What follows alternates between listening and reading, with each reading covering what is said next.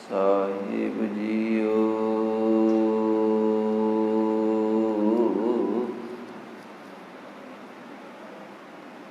ਇੱਕ ਓੰਕਾਰ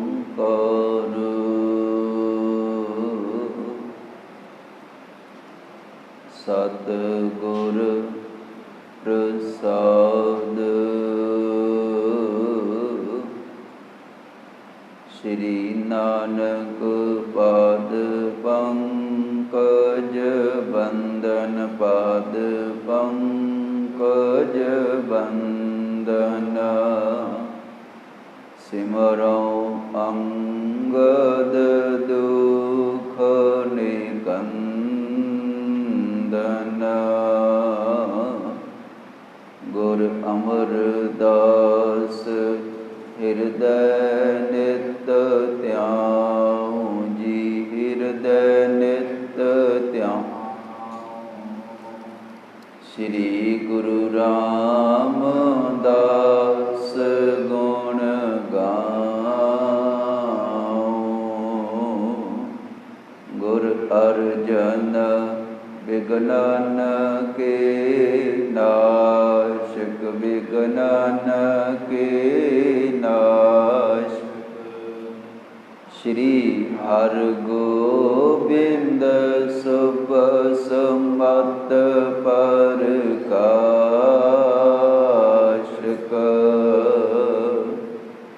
ਸ਼੍ਰੀ ਹਰਿ ਰਾਇ ਨਾਮੋ ਕਰ ਜੋਰੀ, ਨਾਮੋ ਕਰ ਜੋਰੀ। ਸ਼੍ਰੀ ਹਰਿ ਕ੍ਰਿਸ਼ਨ ਮਨਾਉ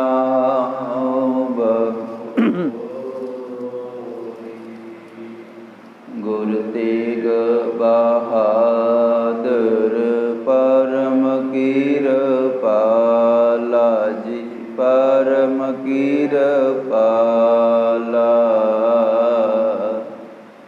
ਸ਼੍ਰੀ ਗੁਰੂ ਗੋਬਿੰਦ ਸਿੰਘ ਵਿਸਾਖੀ। ਤਰੁ ਤਰਾ ਤਰ ਪੁਨ ਪੁਨ ਸੀਸਾ ਜੀ, ਪੁਨ ਪੁਨ ਬੰਦੋਂ ਵਾਰ ਵਾਰ ਜਗਦੀਸ਼ਾ।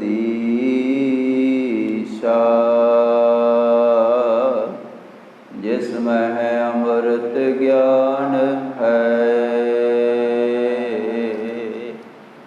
ਮਾਨਿਕ ਭਗਤ ਬੈਰਾਗ।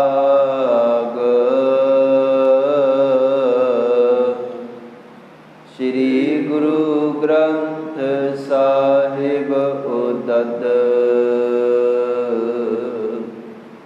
ਬੰਦੋਂ ਕਰ ਅਨਰਾਗ।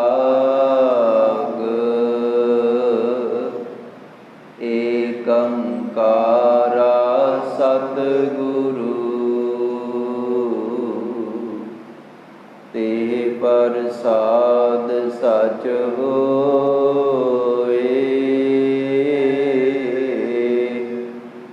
ਵਾਹਿਗੁਰੂ ਜੀ ਕੀ ਫਤਿਹ। ਵਿਘਨ ਵਿਨਾਸ਼ਨ ਸੋਈ। ਵਾਹਿਗੁਰੂ ਜੀ ਕੀ ਫਤਿਹ। ਵਿਘਨ ਵਿਨਾਸ਼ਨ ਸੋਈ।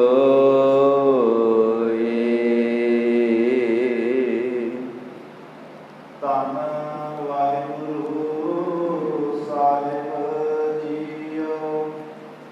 ਲੱਲਾ ਮੇਘ ਕਾਮਪਤੀ ਸੁਨਤ ਪਾਕ ਵਿਸਮਾਏ। ਦਸ ਪੰਜ ਸਹਸਰ ਭਟ ਕਹਾਂ ਪਾਇਓ ਤੇ ਜਾਏ। ਵਾਹਿਗੁਰੂ ਜੀ ਕਾ ਖਾਲਸਾ, ਵਾਹਿਗੁਰੂ ਜੀ ਕੀ ਫਤਿਹ। फतेह। दीन दुनी दे मालिक भगत वशल किरपा निदान जुगो जुग अटल। 10 गुरु साहिबान दे आत्मिक स्वरूप धन धन साहिब श्री गुरु ग्रंथ साहिब जी तिन्हां दी मुकद्दस पवित्र हजूरी अंदर शहीदां दे सिरताज बाणी के बोहे थे पातशाह साहिब श्री गुरु अर्जन देव जी और मीरी पीरी दे मालक दाता बंदी छोड़ साहिब श्री गुरु हरगोबिंद साहिब जी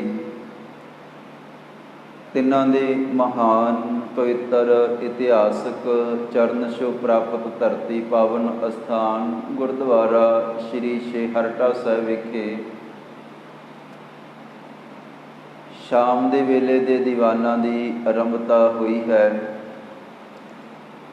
और सब तो पहला असी गुरु के चरणों दे विच बैठ के गुर इतिहास सरवण करके जीवन दीयां घड़ियां नूं सफला करदे हां। गरीब निवाज सतगुरु जी रहमत करन,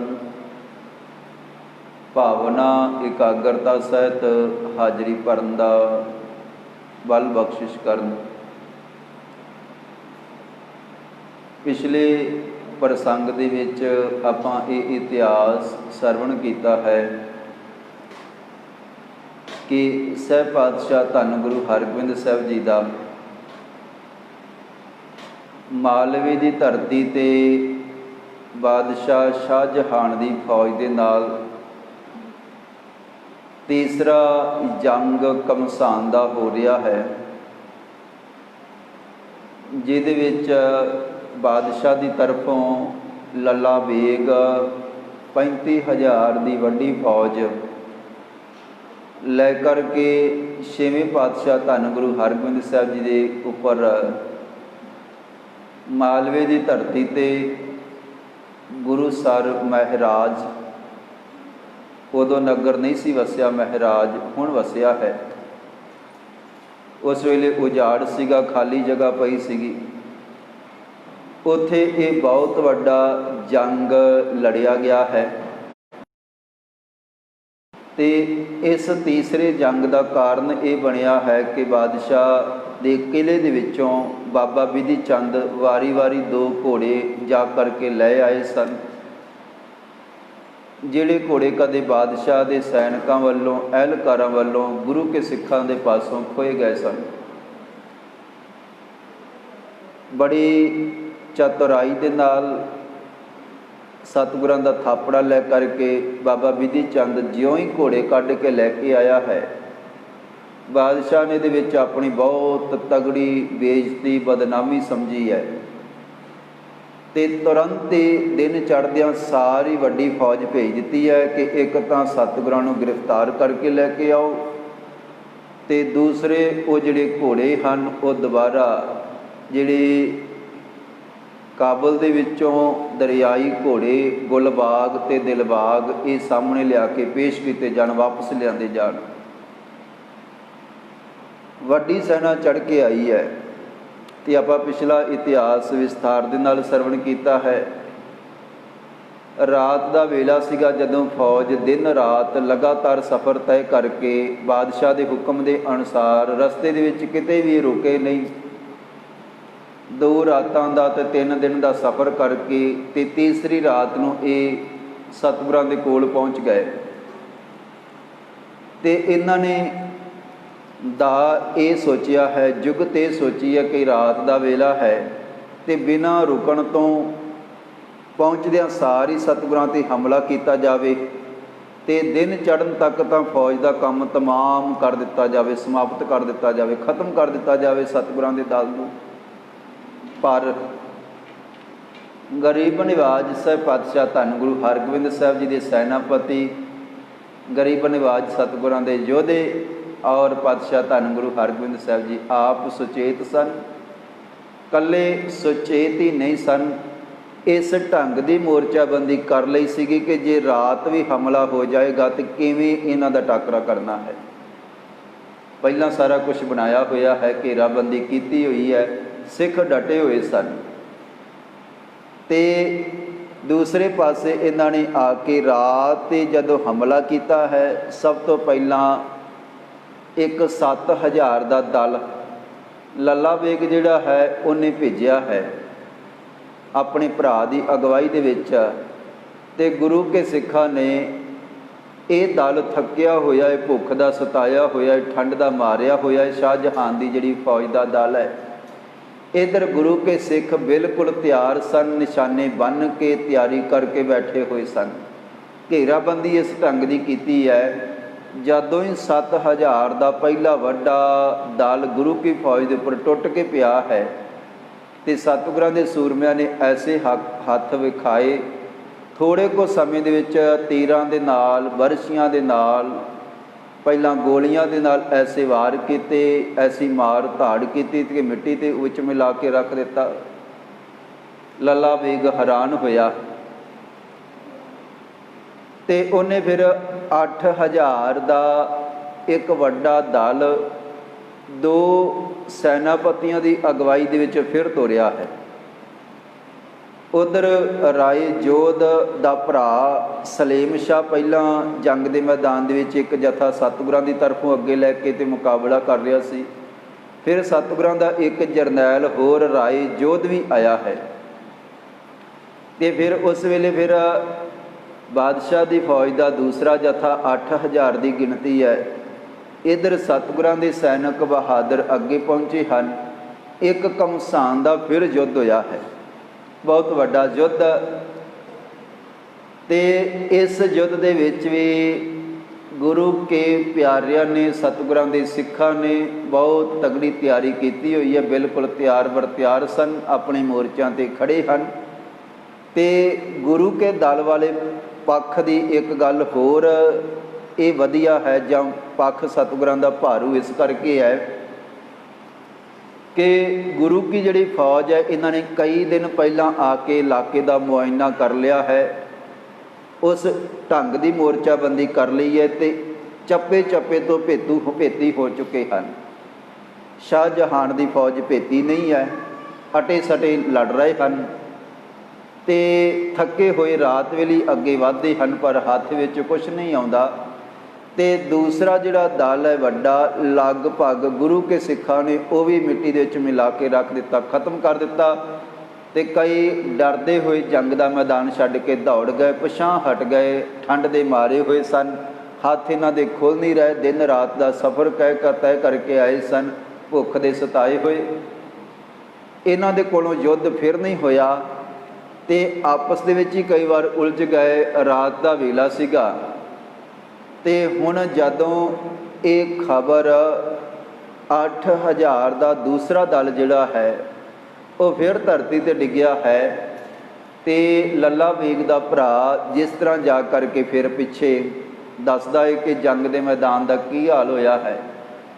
ਉਸ ਵੇਲੇ ਦਾ ਇਤਿਹਾਸ, ਗੁਰੂ ਕੀ ਸੈਨਾ ਨੇ ਰਾਤ ਵੇਲੇ ਹੀ, ਇਹਨਾਂ ਨੇ ਇਹ ਸੋਚਿਆ ਕਿ ਸੀਗਾ ਕਿ ਰਾਤ ਵੇਲੇ ਹਮਲਾ ਕਰਕੇ ਦਿਨ ਚੜ੍ਹਨ ਤੋਂ ਪਹਿਲਾਂ ਗੁਰੂ ਕੀ ਫੌਜ ਖਤਮ ਕਰ ਦਈਏ, ਪਰ ਸਤਿਗੁਰਾਂ ਦੇ ਸੈਨਿਕਾਂ ਦਾ ਬਿਲਕੁਲ ਥੋੜ੍ਹਾ ਜਿਹਾ ਨੁਕਸਾਨ ਹੋਇਆ ਹੈ ਤੇ ਦੂਸਰੇ ਪਾਸੇ ਇਹਨਾਂ ਦਾ ਬਹੁਤ ਵੱਡਾ ਨੁਕਸਾਨ, 15000 ਫੌਜ 35000 ਦੇ ਵਿੱਚੋਂ ਬਹੁਤ ਵੱਡਾ ਨੁਕਸਾਨ ਕਰਕੇ ਮਾਰੇ ਗਏ, ਕੱਟੇ ਗਏ ਤੇ ਕੁਛ ਬਚੇ ਹੋਏ ਜ਼ਖਮੀ ਪਿਛਾਂਹ ਹਟ ਗਏ ਹਨ। ਆਓ ਇਸ ਤੋਂ ਜਿਹੜਾ ਅਗਲੇਰਾ ਇਤਿਹਾਸ ਹੈ ਗੁਰੂ ਕੇ ਚਰਨਾਂ ਦੇ ਵਿੱਚ ਬੈਠ ਕੇ ਸਰਵਣ ਕਰੀਏ ਜੀ।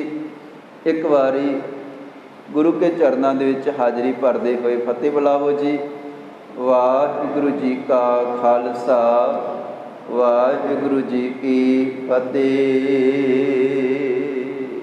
ਲੱਲਾ ਬੇਗ ਕਾਬਲਪਤੀ ਸੁਨਤ ਪਾਕ ਸਮਾਏ। ਲੱਲਾ ਬੇਗ ਕਾਬਲ ਦਾ ਜਿਹੜਾ ਹਾਕਮ ਹੈ, ਜਦੋਂ ਆ ਕੇ ਖਬਰ ਦਿੱਤੀ ਹੈ ਕਿ 8000 ਦਾ ਜਿਹੜਾ ਦਲ ਹੈ ਉਹਦੇ ਕੋਲੋਂ ਵੀ ਭੋਰਾ ਨਹੀਂ ਸਰਿਆ ਤੇ ਬਹੁਤ ਵੱਡਾ ਨੁਕਸਾਨ ਹੋ ਕੇ ਤੇ ਪਿੱਛੇ ਹਟ ਗਿਆ ਹੈ, ਮਾਰਿਆ ਗਿਆ ਹੈ। ਇਹ ਗੱਲ ਸੁਣ ਕੇ ਲੱਲਾ ਬੇਗ ਦੀ ਹੈਰਾਨੀ ਦੀ ਕੋਈ ਹੱਦ ਨਹੀਂ ਰਹੀ ਹੈ। 10 ਹਰ 5 ਸਹਸਰ ਘਟ ਕਹਾਂ ਪਇਓ ਤੇ ਜਾਏ। ਕਹਿਣ ਲੱਗੇ 10 ਔਰ 5 ਸਹੰਸਰ 15,000 ਸੈਨਿਕ ਪਤਾ ਹੀ ਨਹੀਂ ਲੱਗਿਆ ਕਹਾਂ ਭਇਓ ਕਿੱਥੇ ਚਲੇ ਗਏ, ਤਹਿ ਜਾਏ ਕਿੱਧਰ ਨੂੰ ਚਲੇ ਗਏ, ਮਾਰੇ ਗਏ ਕਿ ਕੁਛ ਪਿਛਾਂ ਹਟ ਗਏ। ਰਾਤ ਦੇ ਹਨੇਰੇ ਦੇ ਵਿੱਚ ਜਿਹੜੇ ਅੱਗੇ ਤੋਰੇ ਸਨ ਯੁੱਧ ਕਰਨ ਵਾਸਤੇ, ਉਹ ਜਾਂ ਤਾਂ ਜੰਗ ਦੇ ਮੈਦਾਨ ਦੇ ਵਿੱਚ ਡਿੱਗ ਗਏ, ਮਾਰੇ ਗਏ ਹਨ, ਜਾਂ ਜ਼ਖਮੀ ਹੋ ਕੇ ਪਿੱਛੇ ਚਲੇ ਗਏ ਹਨ।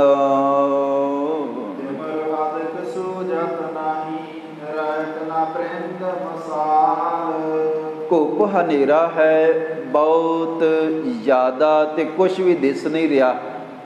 ਜਿਹੜੀਆਂ ਇਹਨਾਂ ਦੇ ਮਿਸਾਲਚੀ ਸਨ, ਅੱਗੇ ਅੱਗੇ ਮਿਸਾਲਾਂ ਜਗਾ ਜਗਾ ਕੇ ਚੱਲਣ ਵਾਲੇ ਸਨ, ਉਹਨਾਂ ਨੂੰ ਉਹਨਾਂ ਦਾ ਨਿਸ਼ਾਨਾ ਲੈ ਕਰਕੇ ਸਤਿਗੁਰਾਂ ਦੇ ਜਰਨੈਲਾਂ ਨੇ ਮਿਸਾਲਾਂ ਬੁਝਾ ਦਿੱਤੀਆਂ। ਹੁਣ ਇਹਨਾਂ ਨੂੰ ਕੁਛ ਵੀ ਸੁੱਝ ਨਹੀਂ ਰਿਹਾ। ਕਹਿਣ ਲੱਗੇ ਕਿ ਹੁਣ ਹਨੇਰਾ ਪਸਰਿਆ ਹੋਇਆ ਹੈ ਤੇ ਕੁਛ ਵੀ ਚਾਨਣ ਦਾ ਪ੍ਰਬੰਧ ਵੀ ਇਸ ਫੌਜ ਦੇ ਕੋਲ ਨਹੀਂ ਰਿਹਾ ਹੈ।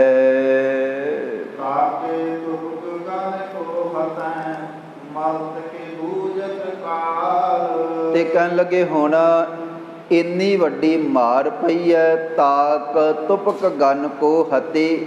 ਗੁਰੂ ਕੇ ਸਿੱਖਾਂ ਨੇ ਨਿਸ਼ਾਨੇ ਬੰਨ ਬੰਨ ਕੇ ਇਹ ਤਾਂ ਉਡੀਕ ਰਹੇ ਸਨ, ਤਿਆਰ ਬਰ ਤਿਆਰ ਸਨ, ਤੇ ਐਸੀ ਮਾਰ ਮੱਚੀ ਹੈ ਕਿ ਹੁਣ ਲੱਲਾ ਬੇਗ ਨੂੰ ਇੰਝ ਲੱਗਣ ਲੱਗਿਆ ਕਿ ਅੱਗੇ ਜਾਣਾ ਤਾਂ ਇੰਝ ਲੱਗਦਾ ਮੌਤ ਦੇ ਮੂੰਹ ਦੇ ਵਿੱਚ ਜਾਣ ਦੇ ਬਰਾਬਰ ਹੈ।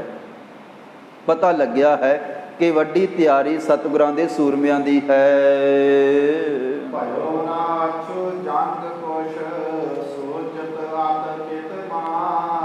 ਪਹਿਲਾਂ ਵਾਰ-ਵਾਰ ਇਹ ਕਹਿ ਰਿਹਾ ਸੀਗਾ ਲੱਲਾ ਬੇਗ ਕਿ ਰਾਤ ਦੇ ਸਮੇਂ ਹੀ ਸਤਿਗੁਰਾਂ ਦੇ ਉੱਪਰ ਹਮਲਾ ਕੀਤਾ ਜਾਏਗਾ। 2 ਵੱਡੇ ਦਲ ਭੇਜੇ ਸਨ, ਪਰ ਹੁਣ ਜਿਹੜੇ ਪਹਿਲੇ 2 ਦਲਾਂ ਦਾ ਬੁਰਾ ਹਾਲ ਹੋਇਆ ਹੈ, ਉਸ ਨੂੰ ਵੇਖ ਕੇ ਇਹਦੀ ਸੁਰਤ ਜਿਹੜੀ ਹੈ ਉਹ ਟਿਕਾਣੇ ਆਈ ਹੈ।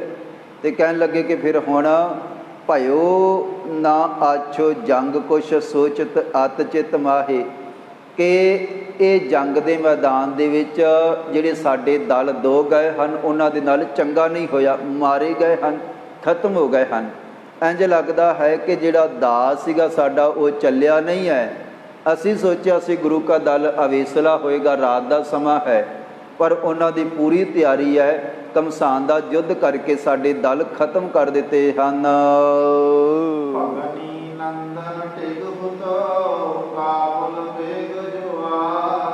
ਹੁਣ ਲੱਲਾ ਬੇਗ ਦੀ ਭੈਣ ਦਾ ਪੁੱਤਰ ਨੇੜੇ ਖੜਾ ਹੈ ਤੇ ਆਪਸ ਦੇ ਵਿੱਚ ਹੁਣ ਇਹ ਵਿਚਾਰਾਂ ਕਰ ਰਹੇ ਹਨ।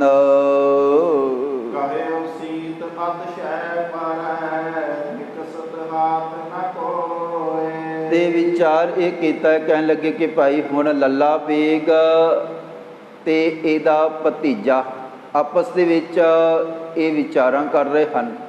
ਕਹਿਣ ਲੱਗੇ ਕਿ ਭਾਈ ਲੱਲਾ ਬੇਗ ਤੇ ਭਣੇਵਾ ਕਹਿਣ ਲੱਗੇ ਆਪਸ ਦੇ ਵਿੱਚ ਵਿਚਾਰਾਂ ਕਰਦੇ ਹਨ ਕਿ ਸੀਤ ਦਾ ਸਮਾਂ ਹੈ, ਮਹਾਨ ਠੰਡ ਪੈ ਰਹੀ ਹੈ, ਤੇ ਇਸ ਵੇਲੇ ਹੱਥ ਵੀ ਜਿਹੜਾ ਹੈ ਉਹ ਬਾਹਰ ਕੱਢਣਾ ਮੁਸ਼ਕਲ ਹੈ, ਸ਼ਸਤਰ ਪਕੜਿਆ ਨਹੀਂ ਜਾ ਰਿਹਾ, ਸਾਡੀ ਸੈਨਾ ਥੱਕੀ ਹੋਈ ਹੈ, ਇਸ ਕਰਕੇ ਹੁਣ ਰੁਕ ਜਾਣਾ ਹੀ ਚੰਗਾ ਹੈ।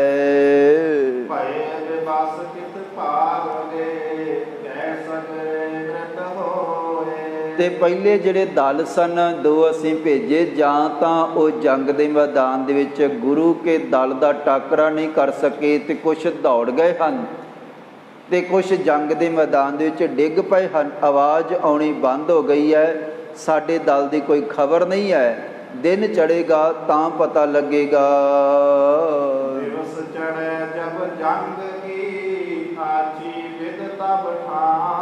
ਤੇ ਆਪਣੇ ਹੁਣ ਭਣੇਵੇਂ ਨੂੰ ਇਹ ਗੱਲ ਕਹਿ ਰਿਹਾ ਹੈ ਲੱਲਾ ਬੇਗ ਕਿ ਜਦੋਂ ਹੁਣ ਦਿਨ ਚੜ੍ਹੇਗਾ ਅਸੀਂ ਚੰਗਾ ਢੰਗ ਸੋਚ ਕੇ, ਤਰੀਕਾ ਸੋਚ ਕੇ, ਦਾ ਵੇਖ ਕੇ ਤੇ ਸਤਿਗੁਰਾਂ ਦੇ ਉੱਪਰ ਫਿਰ ਹਮਲਾ ਕਰਾਂਗੇ। ਰਾਤ ਵੇਲੇ ਸਤਿਗੁਰਾਂ ਦੀ ਸੈਨਾ ਦਾ ਮੁਕਾਬਲਾ ਕਰਨਾ ਠੀਕ ਨਹੀਂ ਹੈ, ਸਾਨੂੰ ਪਹਿਲਾਂ ਵੀ ਮਹਿੰਗਾ ਪਿਆ ਹੈ।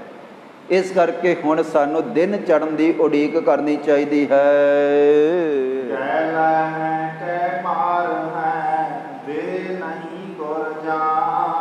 ਤੇ ਕਹਿਣ ਲੱਗੇ ਕਿ ਹੁਣ ਫਿਰ ਗਏ ਲੈ ਹੈ ਕੈ ਮਾਰ ਦੇ ਹੈ, ਜਾਂ ਤਾਂ ਦਿਨ ਚੜ੍ਹਦਿਆਂ ਸਾਰੀ ਸਤਿਗੁਰਾਂ ਨੂੰ ਪਕੜ ਲਵਾਂਗੇ ਤੇ ਜਾਂ ਜੰਗ ਦੇ ਮੈਦਾਨ ਦੇ ਵਿੱਚ ਖਤਮ ਕਰ ਦੇਵਾਂਗੇ।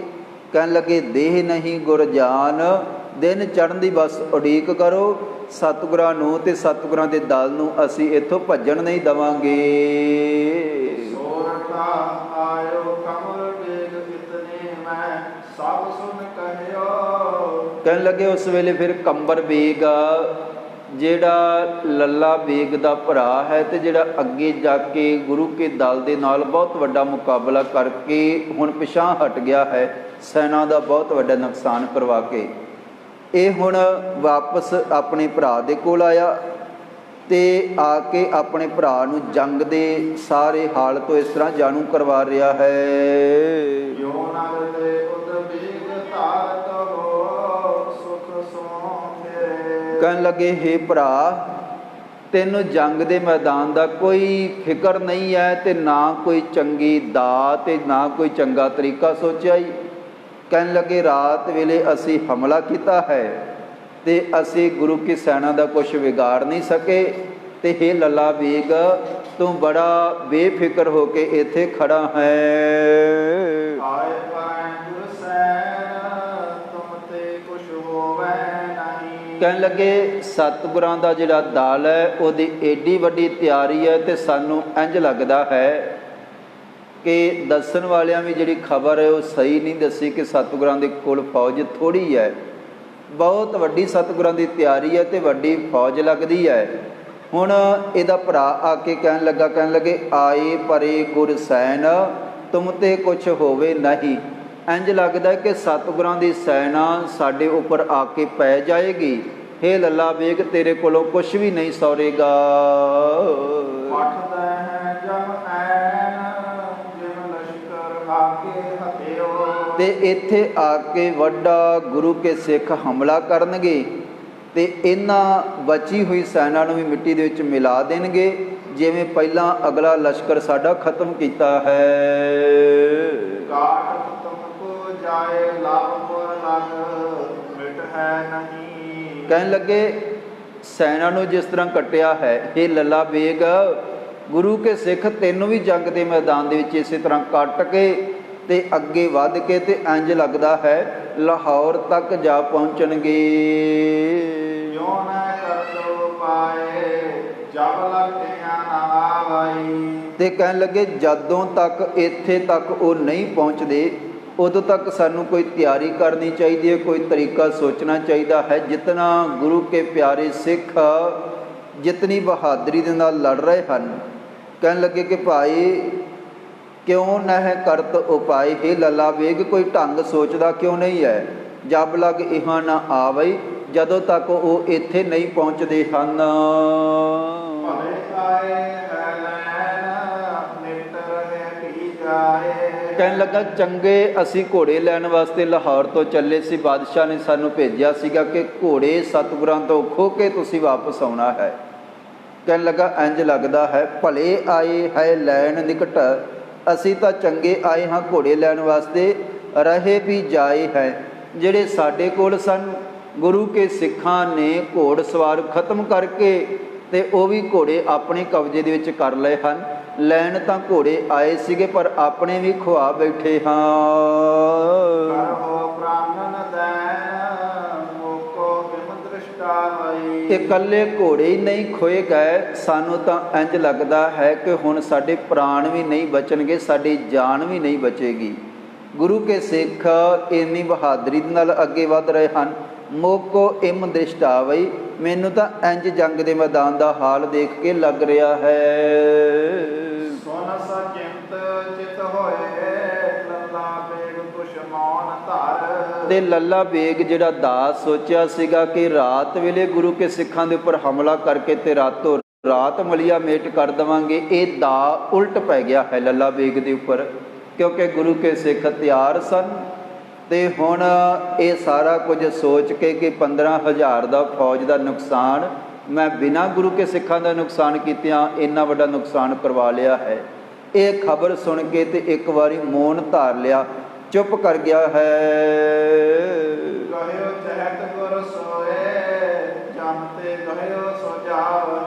ਤੇ ਕਹਿਣ ਲੱਗਾ ਚਾਹੁੰਦੇ ਤਾਂ ਸੀਗੇ ਗਰੀਬ ਨਿਵਾਜ ਛੇਵੇਂ ਪਾਤਸ਼ਾਹ ਧੰਨ ਗੁਰੂ ਹਰਗੋਬਿੰਦ ਸਾਹਿਬ ਜੀ ਨੂੰ ਪਕੜਨਾ, ਗ੍ਰਿਫਤਾਰ ਕਰਨਾ, ਤੇ ਪਰ ਕਹਿਣ ਲੱਗੇ ਇੰਝ ਲੱਗਦਾ ਹੈ ਅਸੀਂ ਆਪਣੀ ਮੌਤ ਸਹੇੜ ਲਈ ਹੈ, ਹੁਣ ਅਸੀਂ ਮੌਤ ਦੇ ਮੂੰਹ ਦੇ ਵਿੱਚ ਚਲੇ ਜਾਵਾਂਗੇ। ਦੋਹਰਾ ਲੱਲਾ ਵੇਦ ਕੇ ਸੁਖ ਕਰੇ ਬੋਲੇ ਕੋਪ ਸਮੇਤ। ਉਸ ਵੇਲੇ ਲੱਲਾ ਬੇਗ ਦੇ ਪੁੱਤਰ ਜਿਹੜੇ ਸਨ, ਦੋ ਪੁੱਤਰ ਲਾਗੇ ਖੜੇ ਹਨ। ਲੱਲਾ ਬੇਗ ਕੇ ਸੁੱਤ ਖਰੇ ਬੋਲੇ ਕੋਪ ਸਮੇਤ। ਏਡੀ ਵੱਡੀ ਸੈਨਾ ਦੇ ਮਾਲਕ ਹਨ ਤੇ ਬਹੁਤ ਵੱਡੇ ਹੰਕਾਰ ਦੇ ਵਿੱਚ ਆਏ ਸਨ। ਜਦੋਂ ਸੁਣਿਆ ਹੈ ਕਿ ਏਡਾ ਵੱਡਾ ਸਾਡਾ ਨੁਕਸਾਨ ਹੋ ਚੁੱਕਾ ਹੈ ਤੇ ਗੁੱਸੇ ਦੇ ਵਿੱਚ ਆ ਕਰਕੇ ਇਹਦੇ ਪੁੱਤਰ ਬੋਲੇ ਹਨ, ਡਰੋ ਨਾ ਅਬ ਆਗੇ ਪਠੋ ਦਸ ਸੰਸਰ ਰਣ ਖੇਤ। ਕਹਿਣ ਲੱਗੇ ਹੇ ਪਿਤਾ ਜੀ, ਸਾਨੂੰ ਜੰਗ ਦੇ ਮੈਦਾਨ ਦੇ ਵਿੱਚ ਹੁਣ ਡਰ ਕੇ ਤੇ ਪਿਛਾਂਹ ਨਹੀਂ ਹਟਣਾ ਚਾਹੀਦਾ, ਟਲਣਾ ਨਹੀਂ ਚਾਹੀਦਾ। ਟਰੋ ਨਾ ਅਬ ਆਗੇ ਪਠੋ 10 ਸਹੰਸ ਰਣ ਖੇਤ। ਸਾਡਾ ਮਨ ਕਹਿੰਦਾ ਕਿ 10,000 ਦੀ ਵੱਡੀ ਫੌਜ ਰਾਤ ਵੇਲੇ ਦਿਨ ਚੜ੍ਹਨ ਤੋਂ ਪਹਿਲਾਂ ਪਹਿਲਾਂ ਇੱਕ ਹੋਰ ਕਰਾਰਾ ਯੁੱਧ ਕਰਨ ਵਾਸਤੇ, ਸਤਿਗੁਰਾਂ ਦੀ ਸੈਨਾ ਖਦੇੜਨ ਵਾਸਤੇ ਭੇਜਣੀ ਚਾਹੀਦੀ ਹੈ। ਬਾਦੜੀ ਛੰਦ ਤਹਿ ਰਹਿ ਲਲਤ ਆਕਾਸੋ ਰੋਕ। ਤੇ ਜਿਹੜੀ ਸੈਨਾ ਜਾਏਗੀ ਉਹ ਅੱਗੇ ਸਤਿਗੁਰਾਂ ਦਾ ਅਗਲਾ ਪਾਸਾ ਜਾ ਕੇ ਰੋਕੇਗੀ ਤੇ ਵੱਡਾ ਮੁਕਾਬਲਾ ਕਰੇਗੀ। ਮੈਂ ਜੰਗ ਖੇਤ ਸ਼ੂਸ਼ਾ ਬਿਲੋਕ। ਹੇ ਪਿਤਾ ਜੀ, ਜੰਗ ਦਾ ਜਿਹੜਾ ਮੈਦਾਨ ਹੈ ਉਹ ਸਾਨੂੰ ਇਸ ਵੇਲੇ ਖਾਲੀ ਨਹੀਂ ਕਰਨਾ ਚਾਹੀਦਾ ਹੈ। ਜਬ ਲਾ ਨਾ ਪ੍ਰਾਪਤ ਹੋਵੇ ਪ੍ਰਕਾਸ਼। ਤੇ ਜਦੋਂ ਤੱਕ ਦਿਨ ਨਹੀਂ ਚੜ ਜਾਂਦਾ ਹੈ ਤੈ ਕਰੈ ਜੁਧ ਰਿਪਕਨ ਵਿਨਾਸ਼। ਉਦੋਂ ਤੱਕ ਜਿਹੜਾ 10,000 ਜਵਾਨ ਅਸੀਂ ਭੇਜਾਂਗੇ, ਇੱਕ ਤਾਂ ਉਹ ਸਤਿਗੁਰਾਂ ਦੇ ਦਲ ਨੂੰ ਰੋਕ ਕੇ ਰੱਖੇਗਾ ਉੱਥੇ, ਤੇ ਦੂਜਾ ਬਹੁਤ ਵੱਡਾ ਗੁਰੂ ਕੇ ਸਿੱਖਾਂ ਦਾ ਨੁਕਸਾਨ ਵੀ ਹੋਏਗਾ। ਦਿਨ ਚੜ੍ਹੇ ਪੀਰ ਸਗਰੇ ਸੰਭਾਲ। ਤੇ ਦਿਨ ਚੜ੍ਹਦਿਆਂ ਸਾਰ ਹੀ ਸਾਡੇ ਬਾਕੀ ਜਿਹੜੇ ਸੂਰਮੇ ਉਹ ਵੀ ਆਪਣੇ ਆਪਣੇ ਮੋਰਚੇ ਸੰਭਾਲ ਲੈਣਗੇ, ਅੱਗੇ ਚਲੇ ਜਾਣਗੇ। ਇੱਕ ਵਾਰ ਰਪਨ ਪਰ ਹੇਲ ਕਾਲ। ਫਿਰ ਅਸੀਂ ਸਾਰੇ ਰਲ ਕੇ ਇੱਕ ਵੱਡਾ ਹੱਲਾ ਦਿਨ ਚੜ੍ਹਦਿਆਂ ਸਾਰ ਹੀ ਛੇਵੇਂ ਪਾਤਸ਼ਾਹ ਜੀ ਦੇ ਉੱਪਰ ਕਰਾਂਗੇ। ਤਬਲੇ ਪਕੜ ਕੇ ਦੇ ਸੰਘਾਰ। ਤੇ ਉਸੇ ਵੇਲੇ ਹੀ ਹੇ ਪਿਤਾ ਜੀ, ਆਪਾਂ ਉਹਨਾਂ ਨੂੰ ਪਕੜ ਕੇ ਤੇ ਜੰਗ ਦੇ ਮੈਦਾਨ ਦੇ ਵਿੱਚ ਖਤਮ ਕਰ ਦੇਵਾਂਗੇ। ਤੇ ਜਿਹੜਾ ਕੰਮ ਅਸੀਂ ਕਰਨ ਵਾਸਤੇ ਆਏ ਆ, ਬਾਦਸ਼ਾਹ ਦੇ ਘੋੜੇ ਲੈਣ ਵਾਸਤੇ, ਸਤਿਗੁਰਾਂ ਨੂੰ ਖਤਮ ਕਰਨ ਵਾਸਤੇ, ਇਹ ਦਿਨ ਚੜ੍ਹਦਿਆਂ ਸਾਰ ਹੀ ਹੋਏਗਾ। ਆਪ ਜੰਗ ਪਾਏ ਜੇ ਪਠੋ ਨਾਹੀਂ। ਹੇ ਪਿਤਾ ਜੀ, ਜੇ ਜੰਗ ਦੇ ਮੈਦਾਨ ਦੇ ਵਿੱਚ ਆਪਾਂ ਚੁੱਪ ਕਰਕੇ ਬੈਠ ਗਏ, ਦਲ ਨਾ ਭੇਜਿਆ, ਲਸ਼ਕਰ ਸਮੂਹ ਨਿਜ ਰੱਖੋ ਪਾਹੇ। ਸਾਰਾ ਲਸ਼ਕਰ ਜੇ ਇਕੱਠਾ ਕਰਕੇ ਤੁਸੀਂ ਕੋਲ ਹੀ ਜੇ ਬਿਠਾ ਲਓਗੇ, ਸਭ ਦਲ ਸਕੇਲ ਸੋ ਪਰੈ ਧਾਏ। ਤੇ ਜੇ ਗੁਰੂ ਕੇ ਦਲ ਨੇ ਚੜ੍ਹਾਈ ਕਰ ਦਿੱਤੀ, ਘੇਰਾ ਪਾ ਲਿਆ, ਤੇ ਸਾਡਾ ਜਿਹੜਾ ਇਕੱਠਾ ਹੋਇਆ ਦਲ ਹੈ ਇਹਦਾ ਫਿਰ ਬਹੁਤ ਵੱਡਾ ਨੁਕਸਾਨ ਹੋਏਗਾ। ਜਿਨ ਬਹੁਤ ਵੀਰ ਮਾਰੇ ਰਸਾਏ। ਤੇ ਗੁਰੂ ਕੇ ਸਿੱਖਾਂ ਨੇ ਤਾਂ ਪਹਿਲਾਂ ਵੀ ਬਹੁਤ ਵੱਡਾ ਹਮਲਾ ਕਰਕੇ ਸਾਡੇ ਸੈਨਾ ਦੇ ਜਿਹੜੇ 2 ਦਲ ਸਨ ਉਹਨਾਂ ਨੂੰ ਤੈਸ਼ ਨੈਸ਼ ਕੀਤਾ ਹੈ। ਸੁਨ ਲੱਲਾ ਬੇਗ ਮਸਲਤ ਵਿਸਾਰ। ਤੇ ਲੱਲਾ ਬੇਗ ਆਪਣੇ ਪੁੱਤਰ ਦੀ ਇਹ ਸਲਾਹ ਸੁਣ ਕੇ ਸੋਚਣ ਲੱਗਿਆ ਹੈ। ਤਬ 10,000 ਸਰਦਾਰ ਨਾਲ। ਤੇ ਉਸ ਵੇਲੇ ਝਾਟੀ 10,000 ਦਾ ਇੱਕ ਦਲ ਆਪਣੇ ਪੁੱਤਰਾਂ ਦੇ ਪਿੱਛੇ ਲੱਗ ਕਰਕੇ ਉਹਨਾਂ ਦੀ ਸਲਾਹ ਮੰਨ ਕੇ ਗੁਰੂ ਕੀ ਸੈਨਾ ਨੂੰ ਉੱਥੇ ਰੋਕਣ ਵਾਸਤੇ ਤੇ ਉਹਨਾਂ ਦਾ ਫਿਰ ਨੁਕਸਾਨ ਕਰਨ ਵਾਸਤੇ ਕਿ ਸਾਡੇ ਬੈਠਿਆਂ ਦੇ ਉੱਪਰ ਕਿਤੇ ਰਾਤ ਵੇਲੇ ਰਹਿੰਦੀ ਜਿਹੜੀ ਰਾਤ ਹੈ ਫਿਰ ਨਾ ਹੱਲਾ ਕਰ ਦੇਣ, 10,000 ਦਾ ਇੱਕ ਦਲ ਹੋਰ ਤਿਆਰ ਕੀਤਾ ਹੈ। ਕਹਿ ਤੈਨੂੰ ਸਾਥ ਨਾ ਕਹਿ ਲਰੇ ਹੋ। ਉਹਨਾਂ ਨੂੰ ਕਿਹਾ ਹੈ ਕਿ ਭਾਈ ਤੁਸੀਂ ਅੱਗੇ ਜਾ ਕਰਕੇ ਛੇਵੇਂ ਪਾਤਸ਼ਾਹ ਧੰਨ ਗੁਰੂ ਹਰਗੋਬਿੰਦ ਸਾਹਿਬ ਜੀ ਦੀ ਜਿਹੜੀ ਸੈਨਾ ਹੈ ਉਹਨਾਂ ਦੇ ਨਾਲ ਲੜਨਾ ਹੈ, ਉਹਨਾਂ ਨੂੰ ਰੋਕ ਕੇ ਰੱਖਣਾ ਹੈ। ਮੈਂ ਸ਼ਤਰੂ ਬ੍ਰਿੰਦ ਬਹੁ ਬਦਨ ਦੇ ਹੋ। ਕਹਿਣ ਲੱਗੇ ਇਹ ਜਿਹੜੇ ਸ਼ਤਰੂ ਦੁਸ਼ਮਣ ਹਨ ਇਹਨਾਂ ਦੇ ਨਾਲ ਵੱਡਾ ਮੁਕਾਬਲਾ ਕਰਨਾ ਹੈ ਤੇ ਇਹਨਾਂ ਨੂੰ ਅੱਗੇ ਨਹੀਂ ਵਧਣ ਦੇਣਾ, ਉੱਥੇ ਰੋਕ ਕੇ ਰੱਖੋਗੇ। ਵਡ ਅੰਧਕਾਰ ਫੈਲਿਓ ਕਰਾਲ। ਤੇ ਕਹਿਣ ਲੱਗੇ ਹੁਣ ਬਹੁਤ ਵੱਡਾ ਹਨੇਰਾ ਇਸ ਵੇਲੇ ਫੈਲਿਆ ਹੋਇਆ ਹੈ, ਜਿਹਦੇ ਕਰਕੇ ਸਾਡਾ ਕੋਈ ਦਾ ਨਹੀਂ ਚੱਲ ਰਿਹਾ ਹੈ। ਮਹਿ ਕਟੋ ਆਪ ਮੈਂ ਰੱਖ ਸੰਭਾਲ। ਤੇ ਹੁਣ ਮਿਸਾਲਾਂ ਵੀ ਜਿਹੜੀਆਂ ਉਹ ਖਤਮ ਹੋ ਚੁੱਕੀਆਂ ਹਨ। ਮਿਸਾਲਚੀ ਜਿਹੜੇ ਸਨ ਉਹਨਾਂ ਨੂੰ ਗੁਰੂ ਕੇ ਸਿੱਖਾਂ ਨੇ ਨਿਸ਼ਾਨੇ ਲਾ ਕੇ ਘੂਕ ਕਰ ਦਿੱਤਾ ਹੈ, ਖਤਮ ਕਰ ਦਿੱਤਾ ਹੈ, ਮਾਰ ਦਿੱਤਾ ਹੈ। ਸਾਡੇ ਕੋਲ ਚਾਨਣ ਦਾ ਵੀ ਬਹੁਤਾ ਜਿਹੜਾ ਪ੍ਰਬੰਧ ਹੁਣ ਨਹੀਂ ਰਹਿ ਗਿਆ ਹੈ। ਸੁਨ ਕਹਿ ਵੀਰ ਸ੍ਰੀ ਮਸੀਰ। ਤੇ ਉਸ ਵੇਲੇ ਇਹ ਗੱਲ ਜਿਹੜੀ ਹੈ ਉਹ ਸੂਰਮਿਆਂ ਨੇ ਸੁਣੀ ਹੈ ਕਿ ਰਾਤ ਵੇਲੇ ਤੀਜਾ ਦਲ ਇੱਕ ਹੋਰ ਜਾਏਗਾ। ਬਹੁਤ ਠੰਡੀ ਹਵਾ ਚੱਲ ਰਹੀ ਹੈ ਤੇ ਠੰਡ ਦੇ ਇਹ ਸਾਰੇ ਸਤਾਏ ਹੋਏ ਸਨ। ਬਹੁ ਪਰਤ ਸੀਤ ਥਰ ਹਵੈ ਸਰੀਰ। ਇਹ ਆਪਸ ਦੇ ਵਿੱਚ ਸਲਾਹ ਕਰ ਰਹੇ ਹਨ, ਕਹਿਣ ਲੱਗੇ ਇੱਕ ਤਾਂ ਹੁਣੇ ਇੰਨਾ ਲੰਮਾ 3 ਦਿਨ ਦਾ ਸਫ਼ਰ ਤੈਅ ਕਰਕੇ ਆਏ ਆ, 2 ਠੰਡ ਦੇ ਵਿੱਚ ਦਰਿਆਵਾਂ ਨੂੰ ਪਾਰ ਕੀਤਾ ਹੈ, ਥੱਕੇ ਵੀ ਆ, ਨੀਂਦਰਾ ਵੀ ਹੈ, ਠੰਡ ਵੀ ਲੱਗ ਰਹੀ ਹੈ। ਤੇ ਬਾਹੋ ਪਰਤ ਸੀਤ ਠਰ ਹਵੈ ਸਰੀਰ, ਕਹਿਣ ਲੱਗੇ ਜ਼ਿਆਦੀ ਸੀਤ ਪਈ ਹੋਈ ਹੈ ਤੇ ਸਰੀਰ ਸਾਡੇ ਠਰੇ ਹੋਏ ਜੰਮੇ ਹੋਏ ਹਨ। ਤੇ ਲੱਲਾ ਬੇਗ ਇਸ ਗੱਲ ਨੂੰ ਜਾਣਦਾ ਨਹੀਂ ਹੈ, ਅਣਜਾਣ ਹੈ। ਇਹ ਗੱਲ ਸਾਡੇ ਪੱਖ ਦੇ ਵਿੱਚ ਪਹਿਲਾਂ ਵਾਂਗ ਨਹੀਂ ਜਾਏਗੀ। ਇੱਕ ਤਾਂ ਅਸੀਂ ਥੱਕੇ ਹੋਏ ਹਾਂ, ਦੂਜੇ ਭੁੱਖੇ ਹਾਂ, ਤੀਜਾ ਵੱਡਾ ਪਾਲਾ ਪੈ ਰਿਹਾ ਹੈ।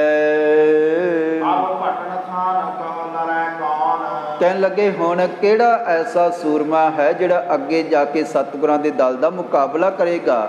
ਇਹ ਔਖਾ ਹੈ।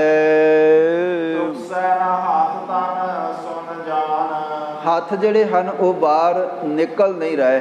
ਕਹਿਣ ਲੱਗੇ ਕਿ ਭਾਈ ਸਰੀਰ ਜਿਹੜਾ ਹੈ ਉਹ ਆਪਸ ਦੇ ਵਿੱਚ ਜੋਧੇ ਗੱਲਾਂ ਕਰ ਰਹੇ ਹਨ। ਕਹਿਣ ਲੱਗੇ ਸਰੀਰ ਤਾਂ ਸੁੰਨ ਹੋਇਆ ਪਿਆ ਹੈ। ਤੇ ਪਹਿਲਾਂ ਵੀ ਲਗਭਗ ਸਾਡਾ 35,000 ਦੇ ਵਿੱਚੋਂ 15,000 ਜਿਹੜਾ ਸੈਨਿਕ ਹੈ ਉਹਦਾ ਬਹੁਤ ਵੱਡਾ ਨੁਕਸਾਨ ਹੋ ਚੁੱਕਿਆ ਹੈ। ਤੇ ਲਗਭਗ ਸਾਡਾ ਅੱਧਾ ਦਲ ਜਿਹੜਾ ਉਹ ਨੁਕਸਾਨਿਆ ਜਾ ਚੁੱਕਾ ਹੈ ਤੇ ਸਤਿਗੁਰਾਂ ਦਾ ਕੋਈ ਨੁਕਸਾਨ ਨਹੀਂ ਹੋਇਆ ਹੈ। ਤੇ ਕਹਿਣ ਲੱਗੇ ਦੁਸ਼ਮਣ ਜਿਹੜੇ ਹਨ ਉਹਨਾਂ ਨੇ ਅੰਗੀਠੇ ਤੇ ਧੂਏ ਲਾਏ ਹੋਏ ਹਨ। ਉਹਨਾਂ ਨੂੰ ਕਿਸੇ ਤਰ੍ਹਾਂ ਦੀ ਠੰਡ ਦੀ ਕੋਈ ਪਰਵਾਹ ਨਹੀਂ ਤੇ ਤਿਆਰੀ ਕਰਕੇ ਬੈਠੇ ਹੋਏ ਹਨ ਤੇ ਬਹੁਤ ਵੱਡੀ ਮਾਰ ਕਰਦੇ ਹਨ। ਤੇ ਕਹਿਣ ਲੱਗੇ ਹੁਣ ਉਹਨਾਂ ਦੇ ਨਾਲ ਮੁਕਾਬਲਾ ਸਾਡੇ ਕੋਲੋਂ ਕਿਵੇਂ ਹੋ ਸਕਦਾ ਹੈ।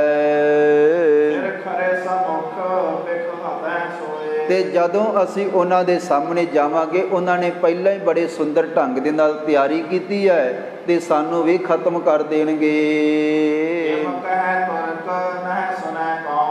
ਆਪਸ ਦੇ ਵਿੱਚ ਫੌਜੀ ਸੈਨਿਕ ਇਸ ਤਰ੍ਹਾਂ ਦੀਆਂ ਗੱਲਾਂ ਤਾਂ ਕਰ ਰਹੇ ਹਨ ਪਰ ਇਹਨਾਂ ਦੀ ਸੁਣਨ ਵਾਲਾ ਕੋਈ ਨਹੀਂ ਹੈ। ਜਿਹੜੇ ਸਰਦਾਰ ਸਨ, ਸੈਨਾਪਤੀ ਜਿਹੜੇ ਇਹਨਾਂ ਦੇ ਆਗੂ ਸਨ, ਉਹ ਠੰਡ ਤੋਂ ਬਚੇ ਹੋਏ ਸਨ ਕਿਉਂਕਿ ਉਹਨਾਂ ਨੇ ਗਰਮ ਕੱਪੜਿਆਂ ਦਾ ਪ੍ਰਬੰਧ ਕੀਤਾ ਹੋਇਆ ਅੱਗੇ ਚੱਲਣ ਵਾਲੇ ਸਨ। ਪਰ ਜਿਹੜੀ ਆਮ ਪਿੱਛੇ ਆਉਣ ਵਾਲੀ ਫੌਜ ਹੈ ਉਹਨਾਂ ਵਾਸਤੇ ਕੋਈ ਚੰਗਾ ਪ੍ਰਬੰਧ ਨਹੀਂ ਸੀਗਾ। ਕਹਿਣ ਲੱਗੇ ਜਰਨੈਲ ਜਿਹੜੇ ਉਹ ਅੱਗੇ ਲੱਗ ਤਾਂ ਜਾਂਦੇ ਹਨ ਪਰ ਪਿੱਛੇ ਫੌਜ ਜਿਹੜੀ ਹੈ ਉਹ ਠੰਡ ਦੀ ਸਤਾਈ ਹੋਈ ਹੈ। ਤੇ ਉਸੇ ਵੇਲੇ ਇਹਨਾਂ ਅੱਗੇ ਜਾ ਕੇ ਫਿਰ ਕਮਸਾਨ ਦਾ ਜੰਗ ਛੇੜਿਆ ਹੈ, ਸਤਿਗੁਰਾਂ ਦੀ ਫੌਜ ਤੇ ਹੱਲਾ ਕੀਤਾ ਹੈ। ਇਹ ਹੱਲਾ ਹੂਲ ਨਾਰੇ ਲਾਉਂਦੇ ਹੋਏ, ਨਗਾਰੇ ਵਜਾਉਂਦੇ ਹੋਏ ਇਹ ਅੱਗੇ ਚੱਲੇ। ਜੰਗ ਦੇ ਮੈਦਾਨ ਦੇ ਵਿੱਚ ਵੱਡਾ ਜਿਹੜਾ ਰੌਲਾ ਫਿਰ ਪਿਆ ਹੈ। ਤੇ ਕਹਿਣ ਲੱਗੇ ਇੱਕਦਮ ਵੱਡੀ ਗਿਣਤੀ ਦੇ ਵਿੱਚ ਜਿਹੜੀ ਗੋਲੀਆਂ ਦੀ ਮਾਰ ਹੈ ਦੁਸ਼ਮਣਾਂ ਵਾਲੇ ਪਾਸਿਓਂ ਪਈ ਹੈ। ਵੱਡਾ ਦਲ ਦੂਰ ਤੋਂ ਫਿਰ ਚੜਿਆ ਹੈ। ਤੇ ਬਹੁਤ ਵੱਡੀ ਜਦੋਂ ਆਵਾਜ਼ ਗੂੰਜੀ ਹੈ, ਤੜਾ ਤੜ ਗੋਲੀਆਂ ਦੀ ਆਵਾਜ਼ ਆਈ ਹੈ ਤੇ ਸਤਿਗੁਰੂ ਧੰਨ ਗੁਰੂ ਹਰਗੋਬਿੰਦ ਸਾਹਿਬ ਜੀ ਔਰ ਇਹਨਾਂ ਦੇ ਯੋਧਿਆਂ ਨੇ ਸਾਰਾ ਕੁਝ ਸੁਣਿਆ ਹੈ। ਉਸੇ ਵੇਲੇ ਛੇਵੇਂ ਪਾਤਸ਼ਾਹ ਧੰਨ ਗੁਰੂ ਹਰਗੋਬਿੰਦ ਸਾਹਿਬ ਜੀ ਦੇ ਚਰਨਾਂ ਦੇ ਵਿੱਚ ਬਾਬਾ ਬਿਧੀ ਚੰਦ ਜੀ ਬੈਠੇ ਹੋਏ ਸਨ। ਫਿਰ ਹੱਥ ਜੋੜ ਕੇ ਬੇਨਤੀ ਕੀਤੀ ਹੈ, ਹੇ ਪਾਤਸ਼ਾਹ ਗਰੀਬਾਂ ਨਿਵਾਜ ਆਵਾਜ਼ ਸੁਣੋ। ਕਿੰਨਾ ਵੱਡਾ ਰੌਲਾ ਪਿਆ ਹੈ ਤੇ ਇੰਜ ਲੱਗਦਾ ਹੈ ਵੱਡਾ ਦਲ 2 ਦਲ ਹਾਰ ਗਏ ਹਨ, ਫਿਰ ਚੜਿਆ ਹੈ। ਮਚ ਰਿਹਾ ਜੁਧ ਮਚ ਅੰਤਰਾਰ। ਤੇ ਕਹਿਣ ਲੱਗੇ ਵੱਡਾ ਯੁੱਧ ਮਚਿਆ ਹੈ, ਸਾਡੇ ਵੀ ਸੂਰਮੇ ਅਗਲੇ ਪਾਸੇ ਡਟੇ ਹੋਏ ਹਨ ਤੇ ਇੱਕ ਦਲ ਇੰਜ ਲੱਗਦਾ ਹੈ ਹੋਰ ਆਇਆ ਹੈ, ਇਸ ਕਰਕੇ ਇਹ ਵੱਡੀ ਆਵਾਜ਼ ਪੈਦਾ ਹੋ ਰਹੀ ਹੈ। ਲਖੀਅਤ ਤੁਰਕ ਗਨ ਅਗਰ ਠੌਰ। ਤੇ ਸਤਿਗੁਰੂ ਜੀ ਸਾਨੂੰ ਵੀ ਅੱਗੇ ਜਾ ਕਰਕੇ ਤੇ ਤੁਰਕਾਂ ਦਾ ਮੁਕਾਬਲਾ ਕਰਨਾ ਚਾਹੀਦਾ ਹੈ, ਇਹਨਾਂ ਨੂੰ ਰੋਕਣਾ ਚਾਹੀਦਾ ਹੈ। ਬਹੁ ਪਰੇ ਆਏ ਛੁਟੈ ਤੁਫੰਗ। ਤੇ ਉਸੇ ਵੇਲੇ ਫਿਰ ਵੱਡੀ ਗਿਣਤੀ ਵਿੱਚ ਜਿੱਥੇ ਦੁਸ਼ਮਣਾਂ ਨੇ ਪਹਿਲਾਂ ਗੋਲੀਆਂ ਦੀ ਮਾਰ ਕੀਤੀ ਹੈ, ਉਧਰ ਸਤਿਗੁਰਾਂ ਦੇ ਸੂਰਮੇ ਬਿਲਕੁਲ ਤਿਆਰ ਬਰ ਤਿਆਰ ਬੈਠੇ ਹੋਏ ਸਨ, ਇਹਨਾਂ ਨੇ ਵੀ ਅੱਗੋਂ ਮੁਕਾਬਲਾ ਕੀਤਾ ਹੈ। ਮਾਰ ਮਾਰ ਬੋਲਤ ਉਤੰਗ। ਤੇ ਮਾਰ ਧਾਰ ਕਰਦੇ ਬੜੇ ਉਤਸ਼ਾਹ ਦੇ ਨਾਲ ਗੁਰੂ ਕੇ ਸਿੱਖ ਵੀ ਉੱਚੀ ਉੱਚੀ ਬੋਲ ਰਹੇ ਹਨ।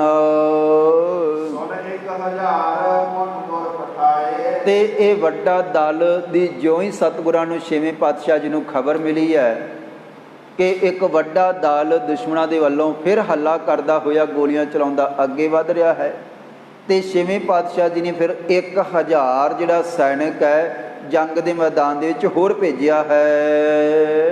ਪਟ ਚਲੇ ਗਰਜ ਦੁੰਦਵਾ ਬਜਾਏ। ਤੇ ਗੁਰੂ ਕੇ ਜਰਨੈਲ ਯੋਧੇ ਫਿਰ ਉੱਚੀ ਆਵਾਜ਼ ਦੇ ਵਿੱਚ ਨਗਾਰੇ ਵਜਾਉਂਦੇ ਹੋਏ ਇੱਕੇ ਦਮ ਸਤਿਗੁਰਾਂ ਦੇ ਚਰਨਾਂ ਤੋਂ ਆਸਰਾ ਲੈ ਕਰਕੇ ਚੱਲੇ ਹਨ। ਜੋ ਤੇ ਤਿਆਰ ਚਾਹੇ ਕਰਨ ਜੰਗ। ਤੇ ਕਹਿਣ ਲੱਗੇ ਜਿਹੜੇ ਬੜੇ ਚਿਰਾਂ ਤੋਂ ਤਿਆਰ ਬੈਠੇ ਸਨ, ਜਿਨ੍ਹਾਂ ਦੇ ਅੰਦਰ ਜੰਗ ਕਰਨ ਦਾ ਉਤਸ਼ਾਹ ਸੀਗਾ।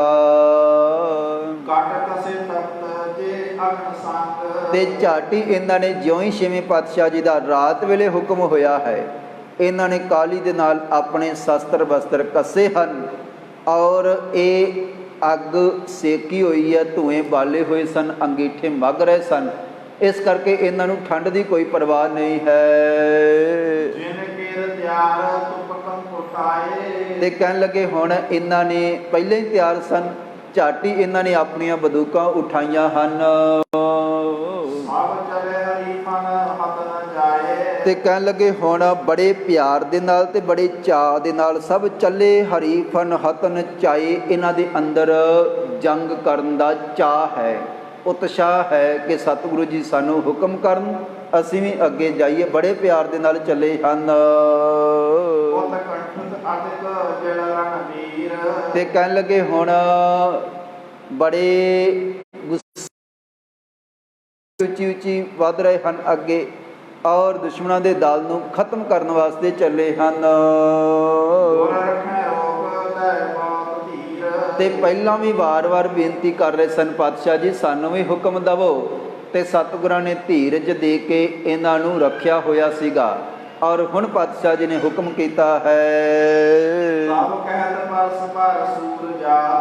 ਤੇ ਕਹਿਣ ਲੱਗੇ ਹੁਣ ਬੜੇ ਗੁੱਸੇ ਦੇ ਵਿੱਚ ਤਬ ਕਹਿਤ ਪਰਸਪਰ ਸੂਰ ਜਾਤ, ਇੱਕ ਦੂਜੇ ਨੂੰ ਇਸ ਤਰ੍ਹਾਂ ਲਲਕਾਰ ਰਹੇ ਸਨ, ਬੋਲ ਰਹੇ ਸਨ।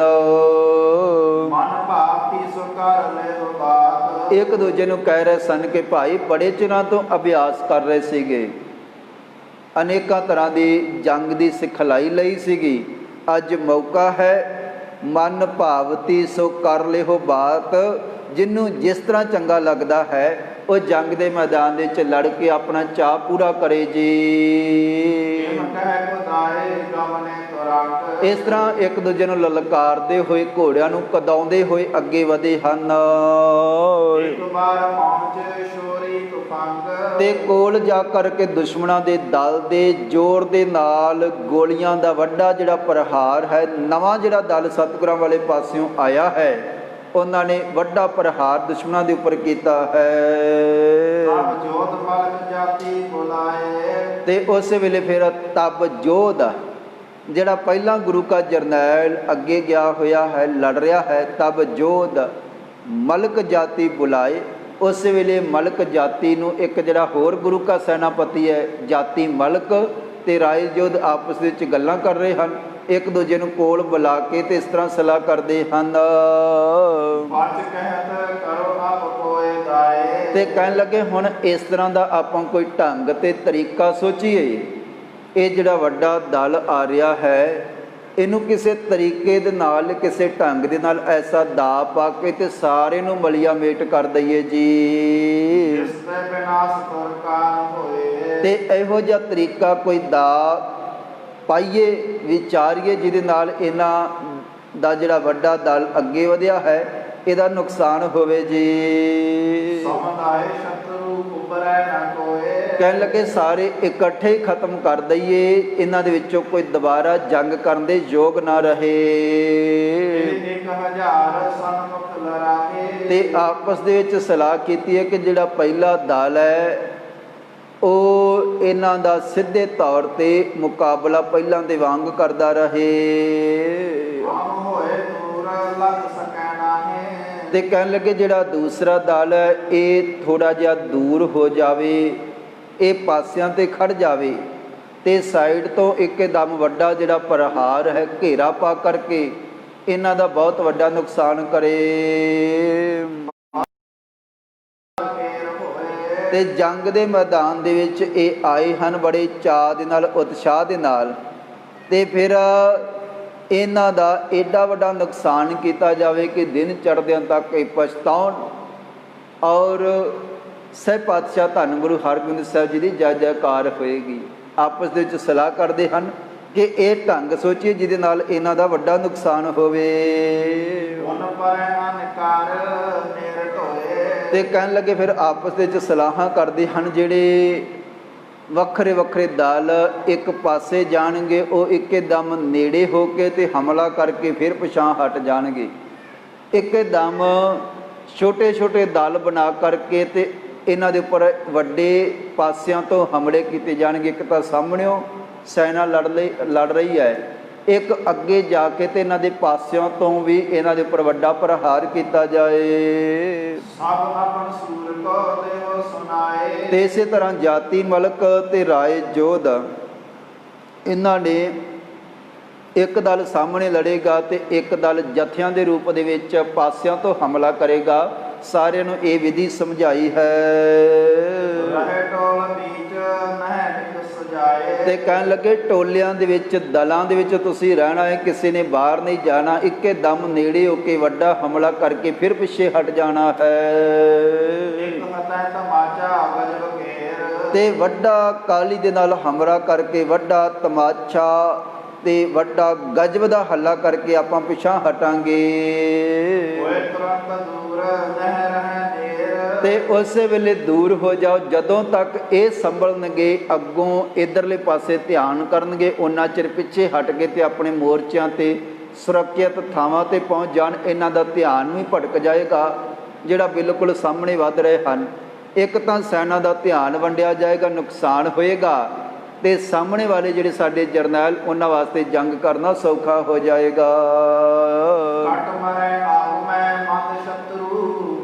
ਤੇ ਕਹਿਣ ਲੱਗੇ ਜਦੋਂ ਫਿਰ ਇਸ ਤਰ੍ਹਾਂ ਵੱਖਰੇ ਵੱਖਰੇ ਥਾਵਾਂ ਤੋਂ ਪਹਿਲਾਂ ਵਾਂਗ ਜਦੋਂ ਰਲ ਕੇ ਗੁਰੂ ਕੇ ਸਿੱਖ ਦਲ ਹਮਲਾ ਕਰਨਗੇ ਤੇ ਇਹ ਕਈ ਵਾਰ ਆਪਸ ਦੇ ਵਿੱਚ ਹੀ ਜਦੋਂ ਇੱਧਰ ਉੱਧਰ ਇਹ ਹਮਲਾ ਕਰਨਗੇ, ਜਦੋਂ ਸਾਡੇ ਪਾਸਿਆਂ ਤੋਂ ਹਮਲੇ ਹੋਣਗੇ ਇਹ ਆਪਸ ਦੇ ਵਿੱਚ ਹੀ ਉਲਝ ਜਾਣਗੇ। ਤੇ ਇਹ ਰਾਤ ਦੇ ਵੇਲੇ ਸਮਝ ਨਹੀਂ ਸਕਣਗੇ, ਇਲਾਕੇ ਦਾ ਇਹਨਾਂ ਨੂੰ ਭੇਤ ਨਹੀਂ ਹੈ, ਤੇ ਪਹਿਲਾਂ ਦੀ ਤਰ੍ਹਾਂ ਇੱਕ ਦੂਜੇ ਤੇ ਹੀ ਵਾਰ ਕਰਨਗੇ।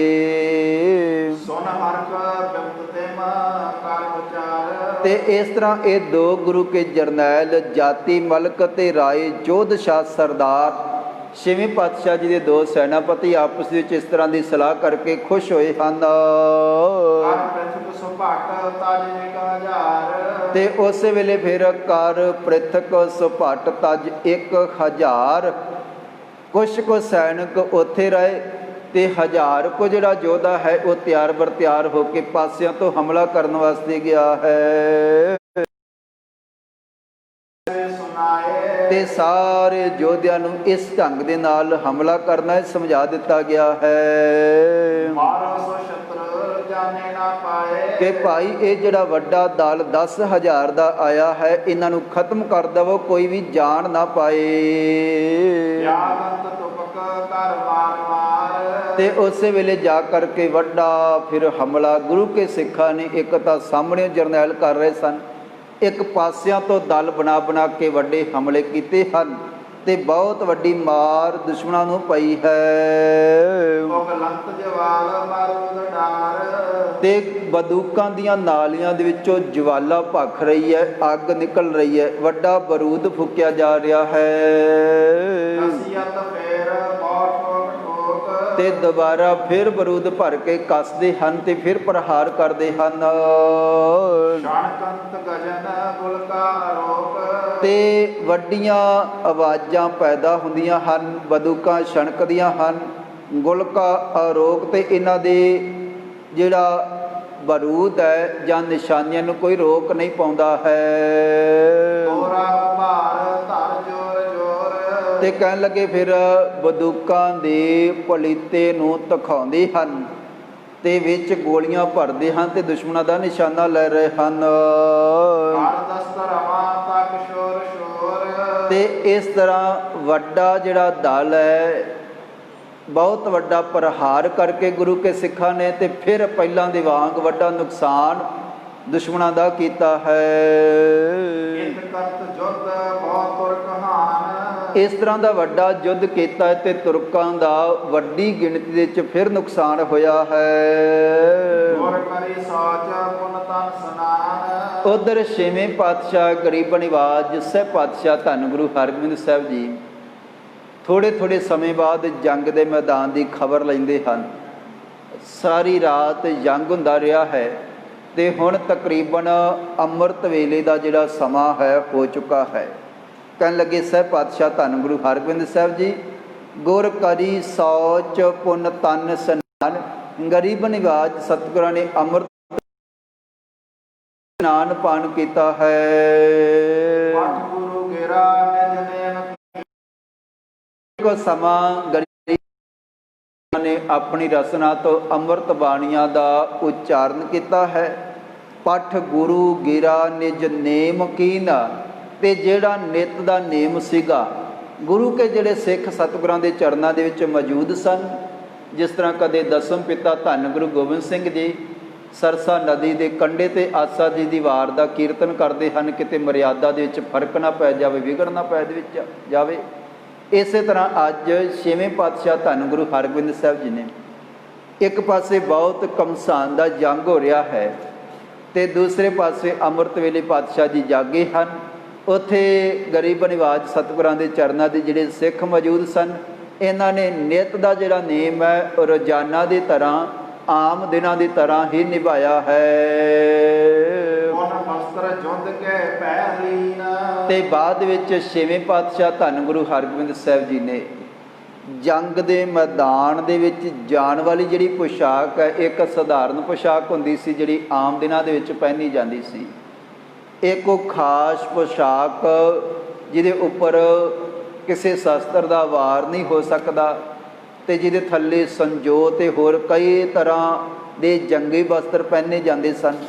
ਅੱਜ ਗਰੀਬ ਨਿਵਾਜ ਛੇਵੇਂ ਪਾਤਸ਼ਾਹ ਧੰਨ ਗੁਰੂ ਹਰਗੋਬਿੰਦ ਸਾਹਿਬ ਜੀ ਨੇ ਪੁਨ ਵਸਤਰ ਜੁੱਧ ਕੇ ਪਹਿਰ ਲੀਨ, ਆਪ ਵੀ ਆਪਣੇ ਸਰੀਰ ਦੇ ਉੱਪਰ ਸਮਾਂ ਦੇਖਦਿਆਂ ਹੋਇਆਂ ਜੰਗ ਵਾਲੀ ਜੰਗੀ ਜਿਹੜੇ ਸ਼ਸਤਰ ਵਸਤਰ ਉਹ ਧਾਰਨ ਕਰ ਲਏ ਹਨ।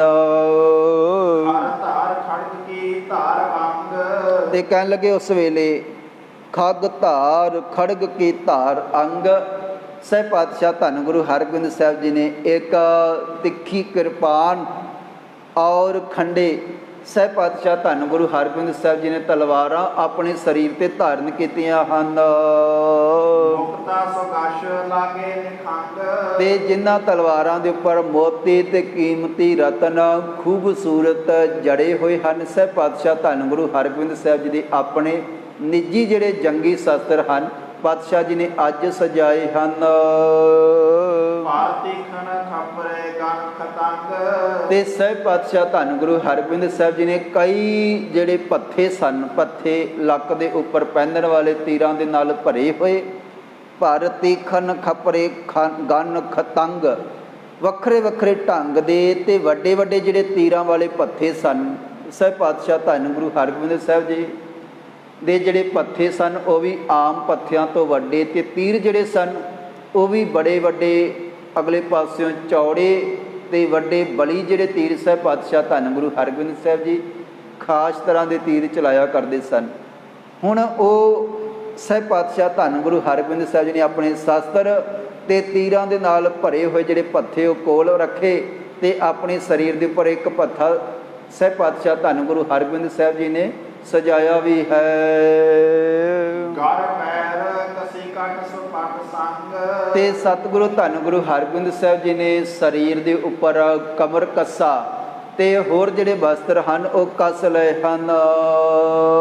ਜੇ ਤੂਲ ਸੇਰ ਪੰਜ ਭਾਰ ਕੇਰ। ਇੱਕ ਬਹੁਤ ਵੱਡੀ ਢਾਲ ਹੈ ਸਹਿਬ ਪਾਤਸ਼ਾਹ ਧੰਨ ਗੁਰੂ ਹਰਗੋਬਿੰਦ ਸਾਹਿਬ ਜੀ ਦੇ ਕੋਲ, ਜਿਹਦੇ ਉੱਪਰ 5 ਸ਼ੇਰ ਦਾ ਫੁੱਲ ਲੱਗਿਆ ਹੋਇਆ ਹੈ ਤੇ ਬੜੀ ਪੱਕੀ ਤੇ ਬੜੀ ਸਖਤ ਹੈ, ਜਿਹਦੇ ਉੱਪਰ ਤੀਰ ਦਾ ਗੋਲੀ ਦਾ ਜਿਹੜਾ ਅਸਰ ਹੈ ਉਹ ਨਹੀਂ ਹੁੰਦਾ ਹੈ।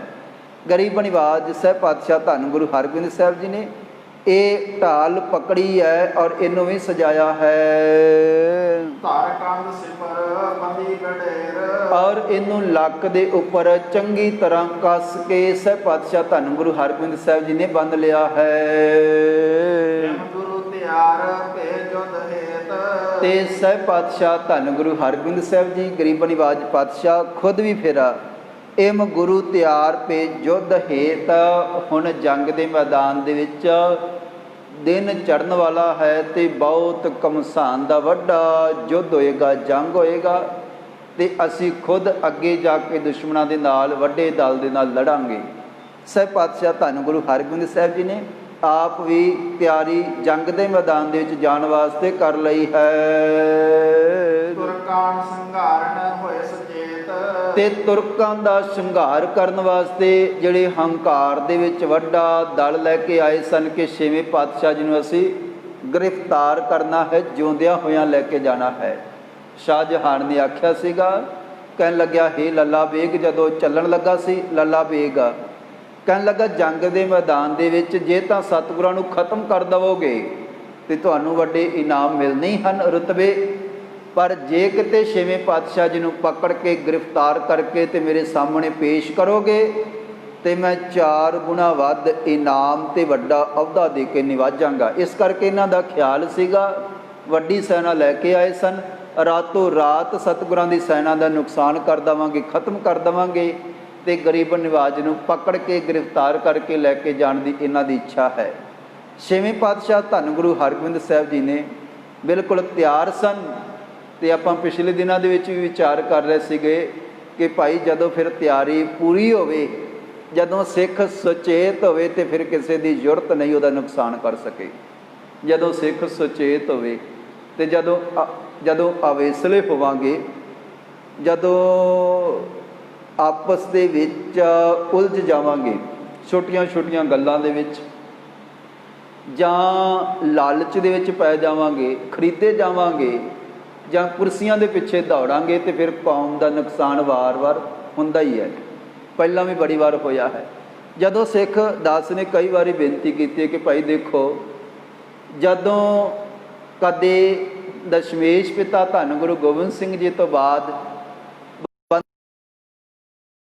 ਸਿੱਖ ਜਦੋਂ ਫਿਰ ਇਕੱਠੇ ਹੋਏ ਸਨ, ਇੱਥੇ ਰਾਜ ਸਥਾਪਿਤ ਹੋਇਆ ਸੀਗਾ ਤੇ ਉਦੋਂ ਫਿਰ ਜਿਹੜੇ ਦੁਸ਼ਮਣ ਸਨ, ਜਿਨ੍ਹਾਂ ਨੇ ਬਹੁਤ ਵੱਡਾ ਧੱਕਾ ਕੀਤਾ ਸੀਗਾ, ਉਹਨਾਂ ਨੂੰ ਚੁਣ ਚੁਣ ਕੇ ਤੇ ਉਹਨਾਂ ਨੂੰ ਬਣਦੀ ਹੋਈ ਉਹਨਾਂ ਦੀ ਸਜ਼ਾ ਵੀ ਦਿੱਤੀ ਸੀਗੀ। ਜਦੋਂ ਸਿੱਖ ਨੀਅਤ ਸਾਫ਼ ਕਰਕੇ ਫਿਰ ਕਦੇ ਇਕੱਠੇ ਹੋਏ ਸਨ ਤੇ ਫਿਰ ਮਹਾਰਾਜਾ ਰਣਜੀਤ ਸਿੰਘ ਦੇ ਰੂਪ ਦੇ ਵਿੱਚ ਕਿੱਡਾ ਵੱਡਾ ਰਾਜ ਸਥਾਪਿਤ ਕਰ ਲਿਆ ਸੀਗਾ। ਤੇ ਪਰ ਜਦੋਂ ਫਿਰ ਗਦਾਰ ਹੋ ਗਏ, ਉਦੋਂ ਬਣੇ ਹੋਏ ਰਾਜ ਭਾਗ ਵੀ ਫਿਰ ਵਿਖਰ ਗਏ, ਚਲੇ ਗਏ, ਕੁਛ ਨਹੀਂ ਬਚਿਆ। ਕਹਿਣ ਤੋਂ ਭਾਵ ਜਦੋਂ ਇਕੱਠੇ ਹੋਵਾਂਗੇ ਉਦੋਂ ਸਾਰਾ ਕੁਝ ਪ੍ਰਾਪਤ ਹੋ ਜਾਂਦਾ ਹੈ, ਤੇ ਜਦੋਂ ਆਪਸ ਦੇ ਵਿੱਚ ਪੜ ਜਾਵਾਂਗੇ ਤੇ ਫਿਰ ਰਾਜ ਭਾਗ ਵੀ ਕਦੇ ਮਿੱਟੀ ਦੇ ਵਿੱਚ ਮਿਲ ਜਾਂਦੇ ਹਨ। ਇਸ ਕਰਕੇ ਗਰੀਬ ਨਿਵਾਜ ਸਹਿਬ ਪਾਤਸ਼ਾਹ ਧੰਨ ਗੁਰੂ ਹਰਗੋਬਿੰਦ ਸਾਹਿਬ ਜੀ ਤਿਆਰ ਬਰ ਤਿਆਰ ਸਨ ਪਹਿਲਾਂ ਤੋਂ, ਤੇ ਤੁਰਕ ਸਤਿਗੁਰਾਂ ਨੂੰ ਖਤਮ ਕਰਨ ਵਾਸਤੇ ਆਏ ਹਨ, ਬੰਦੀ ਬਣਾਉਣ ਵਾਸਤੇ ਆਏ ਹਨ। ਪਰ ਗਰੀਬ ਨਿਵਾਜ ਸਹਿਬ ਪਾਤਸ਼ਾਹ ਧੰਨ ਗੁਰੂ ਹਰਗੋਬਿੰਦ ਸਾਹਿਬ ਜੀ ਸੁਚੇਤ ਹਨ ਤੇ ਆਉਂਦਿਆਂ ਹੀ ਰਾਤ ਵੇਲੇ ਐਡਾ ਵੱਡਾ ਨੁਕਸਾਨ ਕਰ ਦਿੱਤਾ ਹੈ ਕਿ ਦਿਨ ਚੜ੍ਹਨ ਤੱਕ ਇਹ ਆਪਣੇ ਆਪ ਨੂੰ ਸੰਭਾਲ ਹੀ ਨਹੀਂ ਸਕੇ। ਦਿਨ ਚੜ੍ਹ ਰਿਹਾ ਹੈ ਤੇ 6ਵੇਂ ਪਾਤਸ਼ਾਹ ਜੀ ਖੁਦ ਵੀ ਪਹਿਲਾਂ ਹੀ ਜੰਗ ਦੇ ਮੈਦਾਨ ਦੇ ਵਿੱਚ ਜਾਣ ਵਾਸਤੇ ਤਿਆਰ ਹੋ ਗਏ ਹਨ।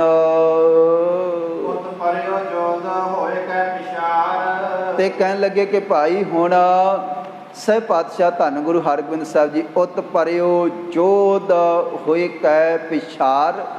ਗਰੀਬ ਨਿਵਾਜ ਸਹਿ ਪਾਤਸ਼ਾਹ ਧੰਨ ਗੁਰੂ ਹਰਗੋਬਿੰਦ ਸਾਹਿਬ ਜੀ ਦੇਖ ਰਹੇ ਸਨ ਰਾਏ ਜੋਧ ਗੁਰੂ ਕਾ ਜਿਹੜਾ ਮਹਾਨ ਜਰਨੈਲ ਹੈ, ਬਹੁਤ ਵੱਡਾ ਕਮਸਾਨ ਦਾ ਜੰਗ ਇਹਨੇ ਰਾਤ ਵੇਲੇ ਆਏ ਹੋਏ ਜਿਹੜੇ ਤੁਰਕ ਉਹਨਾਂ ਦੇ ਨਾਲ ਕੀਤਾ ਹੈ। ਤਜ ਬ੍ਰਿੰਦ ਤੁਪਕ ਗਜਬੈ ਗੁਜਾਰ। ਤੇ ਬਹੁਤ ਵੱਡੇ ਨਿਸ਼ਾਨੇ ਬਨ ਕੇ ਗਜਬ ਦੀ ਜਿਹੜੀ ਲੜਾਈ ਹੈ ਗੁਰੂ ਕੇ ਜਰਨੈਲਾਂ ਨੇ ਰਾਏ ਜੋਧ ਜਾਤੀ ਮਲਕ ਰਾਤ ਵੇਲੇ ਜਿਹੜੇ ਇਹ ਜਰਨੈਲ ਸਤਿਗੁਰਾਂ ਦੇ ਚਰਨਾਂ ਦੇ ਵਿੱਚੋਂ ਗਏ ਸਨ, ਇਹਨਾਂ ਨੇ ਵੱਡਾ ਨੁਕਸਾਨ ਦਿਨ ਚੜ੍ਹਨ ਤੋਂ ਪਹਿਲਾਂ ਫੌਜ ਦਾ ਕੀਤਾ ਹੈ। ਇੱਕ ਸ਼ਰਖ ਛੋੜ ਵਿੱਚ ਹਵੈ ਪ੍ਰਵੇਸ਼। ਤੇ ਕਹਿਣ ਲੱਗੇ ਇੱਕੇ ਵਾਰ ਰਲ ਕੇ ਇਕੱਠੇ ਹੋ ਕੇ ਤੇ ਵੱਖਰੇ ਵੱਖਰੇ ਦਾਵ ਇਹਨਾਂ ਨੇ ਸੋਚੇ ਹੋਏ ਹਨ, ਜੰਗ ਦੀ ਨੀਤੀ ਬਣਾਈ ਹੋਈ ਸੀਗੀ। ਉਸ ਮੁਤਾਬਕ ਪਾਸਿਆਂ ਤੋਂ ਵੱਡਾ ਇੱਕਦਮ ਹੱਲਾ ਕਰਦੇ ਹਨ। ਤਜ ਬ੍ਰਿੰਦ ਤੁਪਕ ਗਜਬੈ ਗੁਜਾਰ। ਇੱਕ ਸਲਖ ਛੋੜ ਵਿੱਚ ਹੋਇਆ ਪ੍ਰਵੇਸ਼। ਇੱਕੇ ਵਾਰ ਨਿਸ਼ਾਨਾ ਬਣ ਕੇ ਵੱਡਾ ਹਮਲਾ ਕਰਦੇ ਹਨ ਦਲ ਤੇ ਦੁਸ਼ਮਣਾਂ ਦੇ ਦਲ ਦੇ ਸਰੀਰਾਂ ਦੇ ਵਿੱਚ ਗੋਲੀਆਂ ਪ੍ਰਵੇਸ਼ ਕਰਦੀਆਂ ਹਨ, ਤੀਰ ਤੇ ਬਰਸ਼ੇ ਤੇ ਝਾਟੀ ਜੰਗ ਦੇ ਮੈਦਾਨ ਦੇ ਵਿੱਚ ਡੇਗ ਦਿੰਦੇ ਹਨ। ਗੈ ਖੜਗ ਮਿਆਨ ਤੇ ਖੈਚ ਵੇਸ਼। ਤੇ ਫਿਰ ਉਸੇ ਵੇਲੇ ਨੇੜੇ ਹੋ ਕਰਕੇ ਤੇ ਆਪਣੀਆਂ ਜਿਹੜੀਆਂ ਸ਼ਮਸ਼ੀਰਾਂ ਹਨ, ਤਲਵਾਰਾਂ, ਉਹਨਾਂ ਨੂੰ ਬੇਮਿਆਨ ਕਰਕੇ ਨੇੜੇ ਹੋ ਕੇ ਵੱਡਾ ਹਮਲਾ ਕਰਦੇ ਹਨ। ਵੱਡ ਅੰਧਕਾਰ ਮੈਂ ਮਾਰ। ਤੇ ਜੰਗ ਦੇ ਮੈਦਾਨ ਦੇ ਵਿੱਚ ਵੱਡੀ ਮਾਰ ਜਿਹੜੀ ਹੈ ਰਾਤ ਵੇਲੇ ਗੁਰੂ ਕੇ ਸਿੱਖਾਂ ਨੇ ਕੀਤੀ ਹੈ। ਦੋਹ ਦੁਸ਼ਮਨ ਜੰਗ ਪਿਖ ਤੁਰਕ ਹਾਰ। ਤੇ ਦੋ ਪਾਸਿਆਂ ਤੋਂ ਜਦੋਂ ਵੱਡਾ ਜੰਗ ਮਚਿਆ ਹੈ, ਗੁਰੂ ਕੇ ਸਿੱਖ ਇੱਕ ਤਾਂ ਸਾਹਮਣੇ, ਇੱਕ ਪਾਸਿਆਂ ਤੋਂ ਨਵੀਂ ਨੀਤੀ ਬਣਾਈ ਹੋਈ ਦੇ ਮੁਤਾਬਕ ਫਿਰ ਵੱਡਾ ਹਮਲਾ ਤਿੰਨਾਂ ਪਾਸਿਆਂ ਤੋਂ ਜਦੋਂ ਦੁਸ਼ਮਣਾਂ ਦੇ ਉੱਪਰ ਹੋਇਆ ਹੈ ਤੇ ਕਹਿਣ ਲੱਗੇ ਕਿ ਫਿਰ ਦੋਹਾਂ ਦਿਸਨ ਜੰਗ ਪਿਖ ਤੁਰਕ ਹਾਰ। ਇਹਨਾਂ ਨੇ ਫਿਰ ਸੋਚਿਆ ਕਿ ਸਾਡਾ ਜਿਹੜਾ ਤੀਸਰਾ 10,000 ਦਾ ਜਥਾ ਗਿਆ ਹੈ ਉਹ ਵੀ ਹਾਰ ਗਿਆ ਹੈ। ਗੁਰੂ ਕੇ ਸਿੱਖਾਂ ਨੇ ਪਹਿਲਾਂ 7,000 ਦਾ ਟਾਕਰਾ ਕੀਤਾ, ਫਿਰ 8,000 ਦਾ, 15,000 ਦਾ ਪਹਿਲਾਂ ਟਾਕਰਾ ਕੀਤਾ ਤੇ 10,000 ਦੀ ਜਿਹੜੀ ਫੌਜ ਹੈ ਉਹਦੇ ਨਾਲ ਫਿਰ ਮੁਕਾਬਲਾ ਕੀਤਾ ਹੈ। ਉਹਨਾਂ ਨੂੰ ਫਿਰ ਪਿੱਛੇ ਧੱਕ ਦਿੱਤਾ ਹੈ, ਮਾਰ ਦਿੱਤਾ ਹੈ। 25,000 ਦੀ ਜਿਹੜੀ ਫੌਜ ਹੈ ਰਾਤੋਂ ਰਾਤ ਗੁਰੂ ਕੇ ਸਿੱਖਾਂ ਨੇ ਵੱਡਾ ਮੁਕਾਬਲਾ ਕਰਕੇ ਖਦੇੜ ਦਿੱਤੀ ਹੈ। ਜਿਨ੍ਹਾਂ ਨੂੰ ਹੰਕਾਰ ਸੀਗਾ ਕਿ ਅਸੀਂ ਤਾਂ ਸਤਿਗੁਰਾਂ ਦੇ ਸਿੱਖਾਂ ਦਾ ਦਿਨ ਚੜ੍ਹਨ ਹੀ ਨਹੀਂ ਦੇਣਾ, ਰਾਤੋਂ ਰਾਤ ਹੀ ਖਤਮ ਕਰ ਦੇਣਾ ਹੈ। ਪਰ ਗੁਰੂ ਕੇ ਸ਼ੇਰ ਦਲੇਰੀ ਦੇ ਨਾਲ ਲੜੇ ਹਨ, ਜਿਨ੍ਹਾਂ ਨੇ ਦੁਸ਼ਮਣਾਂ ਦੇ ਇਹ ਮਨ ਦੇ ਜਿਹੜੇ ਵਹਿਮ ਸਨ ਉਹਨਾਂ ਨੂੰ ਕੱਢ ਦਿੱਤਾ ਤੇ ਜੰਗ ਦਾ ਪਾਸਾ ਜਿਹੜਾ ਰਾਤੋਂ ਰਾਤ ਹੀ ਪਲਟਾ ਦਿੱਤਾ ਹੈ। ਦਿਨ ਚੜ੍ਹੇਗਾ ਕਿਵੇਂ ਪਾਤਸ਼ਾਹ ਜੀ ਜੰਗ ਦੇ ਮੈਦਾਨ ਦੇ ਵਿੱਚ ਫਿਰ ਆਪ ਅਗਵਾਈ ਕਰਨਗੇ, ਅਗਲੇ ਦੀਵਾਨਾਂ ਦੇ ਵਿੱਚ ਸਰਵਣ ਕਰਾਂਗੇ। ਆਪ ਸਮੂਹ ਸੰਗਤ ਦਾ ਸ਼ੁਕਰਾਨਾ, ਧੰਨਵਾਦ। ਕੱਲ੍ਹ ਜਿੱਥੇ 6 ਜੂਨ ਦਾ ਦਿਨ ਹੈ, ਆਪ ਸਮੂਹ ਸੰਗਤ ਜਾਣਦੇ ਹੋ ਘੱਲੂਘਾਰਾ 1984 ਜਿਹੜਾ ਵਰਤਿਆ ਹੈ, ਵਾਪਰਿਆ ਹੈ, ਉੱਥੇ ਨਾਲ ਹੀ 6ਵੇਂ ਪਾਤਸ਼ਾਹ ਧੰਨ ਗੁਰੂ ਹਰਗੋਬਿੰਦ ਸਾਹਿਬ ਜੀ ਦੇ ਅਸਥਾਨ 'ਤੇ ਬੈਠੇ ਆ। ਉਹਨਾਂ ਦਾ ਪ੍ਰਕਾਸ਼ ਪੁਰਬ ਵੀ ਹੈ। ਕੱਲ੍ਹ ਦੇ ਦੀਵਾਨਾਂ ਦੇ ਵਿੱਚ ਆਪਾਂ ਇਹ ਵੀ ਵਿਚਾਰਾਂ ਸਰਵਣ ਕਰਾਂਗੇ। ਆਓ ਇੱਕ ਵਾਰੀ ਸਾਰੀ ਸੰਗਤ ਕੁਝ ਕੁ ਸਮੇਂ ਵਾਸਤੇ ਸੰਸਾਰ ਦੀ, ਜਗਤ ਜਲੰਦੇ ਦੀ ਚੜ੍ਹਦੀ ਕਲਾ ਵਾਸਤੇ ਤੇ ਉਹ ਤਮਾਮ ਸ਼ਹੀਦ ਜਿਨ੍ਹਾਂ ਨੇ ਇਹਨਾਂ ਦਿਨਾਂ ਦੇ ਵਿੱਚ 1, 2, 3, 4, 5 ਜੂਨ 6 ਜੂਨ ਤੱਕ ਸ਼੍ਰੀ ਅੰਮ੍ਰਿਤਸਰ ਸਾਹਿਬ ਜੀ ਦੀ ਧਰਤੀ 'ਤੇ ਭਾਰਤ ਸਰਕਾਰ ਦੇ ਨਾਲ ਵੱਡਾ ਮੁਕਾਬਲਾ ਕਰਦਿਆਂ ਹੋਇਆਂ ਸ਼ਹਾਦਤਾਂ ਦਾ ਜਾਮ ਪੀਤਾ, ਉਹਨਾਂ ਸ਼ਹੀਦਾਂ ਨੂੰ ਵੀ ਯਾਦ ਕਰੀਏ। ਆਓ ਸਾਰੀ ਸੰਗਤ ਭਾਵਨਾ ਸਹਿਤ ਗੁਰੂ ਕੇ ਚਰਨਾਂ ਦੇ ਵਿੱਚ ਬੈਠ ਕੇ ਕੁਝ ਕੁ ਮਿੰਟ ਸਿਮਰਨ ਦੇ ਵਿੱਚ ਹਾਜ਼ਰੀ ਭਰੋ ਜੀ। ਵਾਹਿਗੁਰੂ ਵਾਹਿਗੁਰੂ ਵਾਹਿਗੁਰੂ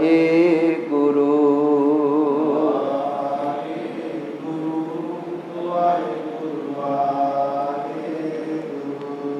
ਵਾਹਿਗੁਰੂ ਵਾਹਿਗੁਰੂ ਵਾਹਿਗੁਰੂ